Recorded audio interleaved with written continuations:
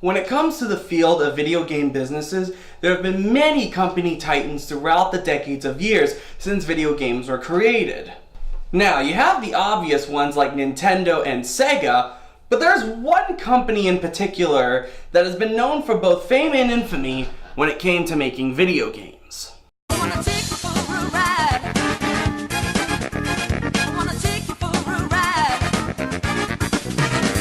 Nowadays, there are usually two kinds of reactions when someone hears the word Capcom. Person A, oh my god guys, Capcom is like one of the best companies ever! Mega Man, classic! Devil May Cry, bloody and freaking amazing! And person B, oh, Capcom came out with a new game. Well, I wonder what kind of childhood of mine they're gonna portray this time. Now, when it comes to Capcom in the early 2010s, they have been getting more and more infamy to their name because of some of their more interesting decisions. But, like many good stories, we always have to start from the beginning. Now before, Capcom used to just be a branch of a corporation called IRM, who specialized in making electronic game mechanics like arcade systems, where Capcom ended up making the games for them. While IRM underwent a name change, Capcom took this moment to establish itself as a solo game-making community. By the time of May 1984, Capcom created their first real video game for the arcade machines. Oh, come on. That one! Eventually, Capcom was briefly hired by the other gaming titan Nintendo in order to make games for their own Nintendo Entertainment Systems. Because of this, Capcom now started their career in making console video games, some of which becoming some of their more popular series of all time.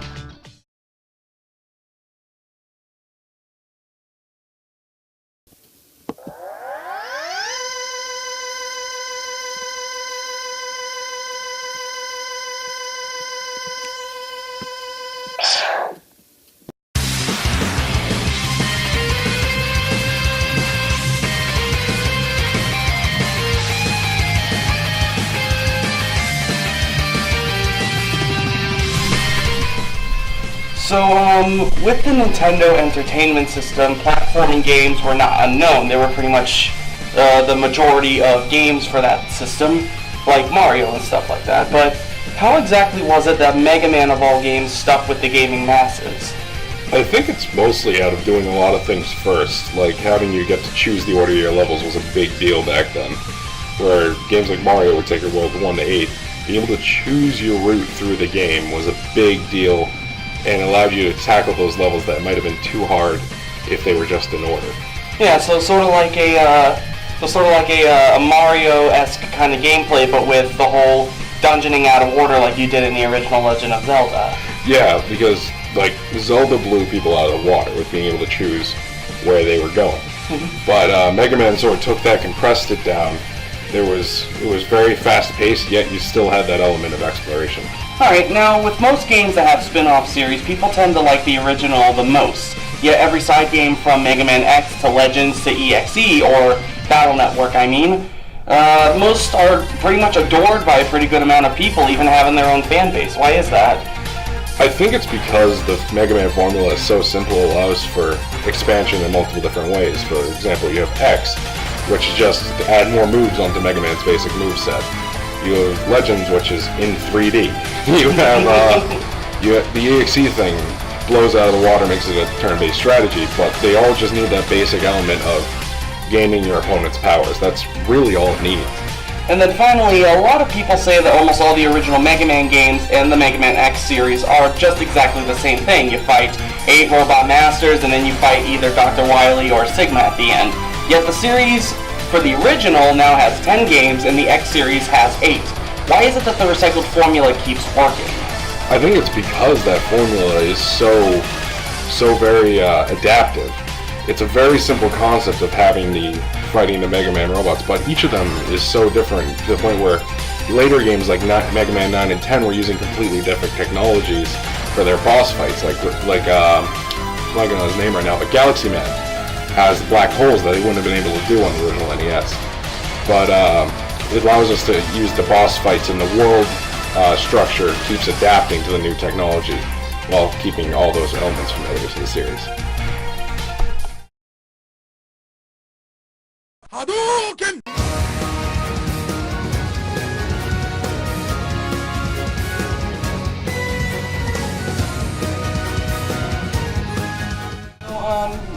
Really, when someone takes a quick glance at like Street Fighter 2 for the Super Nintendo, people would think that the roster would be a bit quote unquote blander than compared to some of the other more colorful titles like Darkstalkers, which you can play as unique monsters like, say, the Succubus Morrigan or the Vampirian King Dimitri, or even an X-Men Children of the Atom, where you're playing at the X-Men. Why would you say that Street Fighter roster is interesting? Well, personal opinion here. The thing with Street Fighter is it started as a really basic concept. It's about a world tournament with martial artists coming from every part of the globe.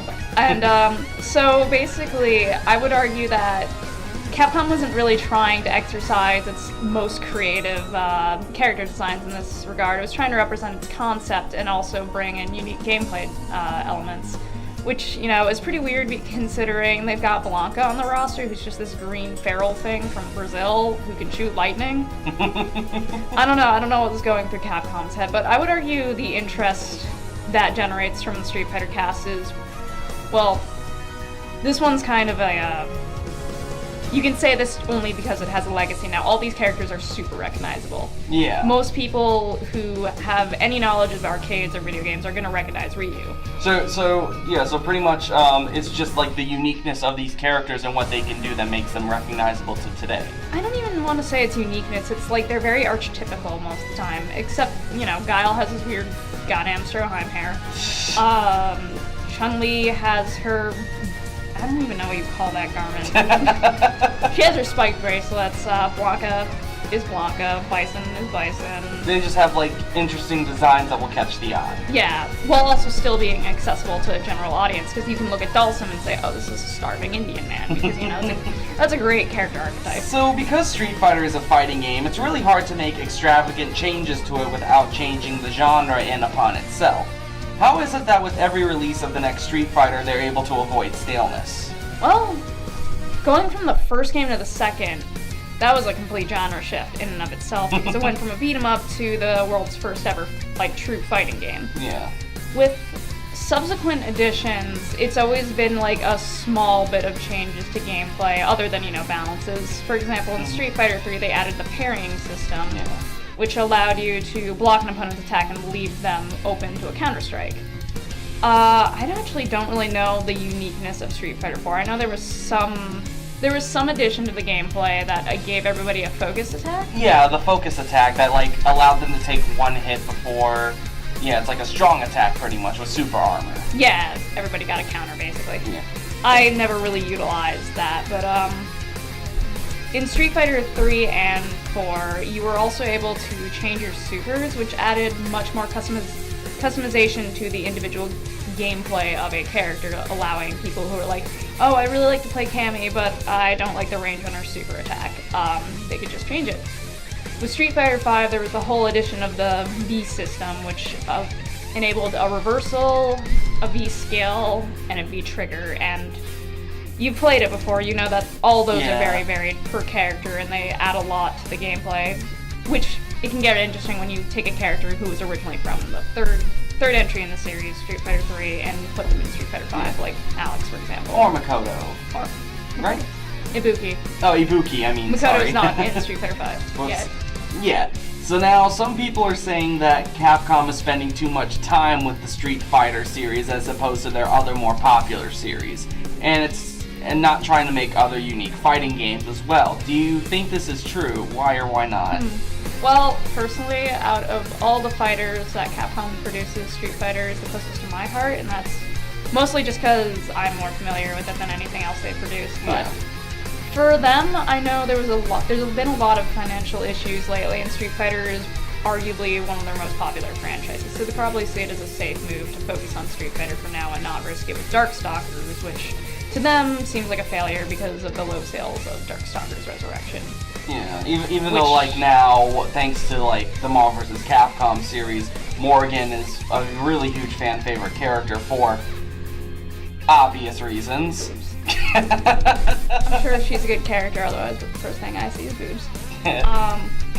Yeah, like, they can still bring vitality to characters through the crossover games that are mega popular, because you've got the whole Marvel fan base that gets attracted to it because they can play as their favorite comic book character, and you've got everybody from Capcom, which includes the Street Fighter franchise, Mega Man, Devil May Cry, Resident Evil. So yeah, like, I think it is what they're doing is just they're just trying to play it safe and get some money, because last I knew at least, Capcom was running the risk of going bankrupt. But like every good company, what goes up must eventually come down, or at least in this case have a couple trip-ups. For every good thing that Capcom has done, they've done something just as equally as bad in the future.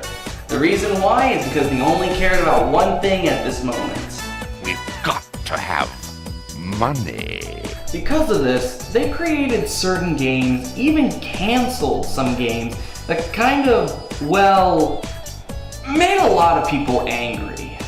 Which, to be perfectly honest, you shouldn't really do when you're a company that's supposed to rely on the fans of the stuff that you're selling.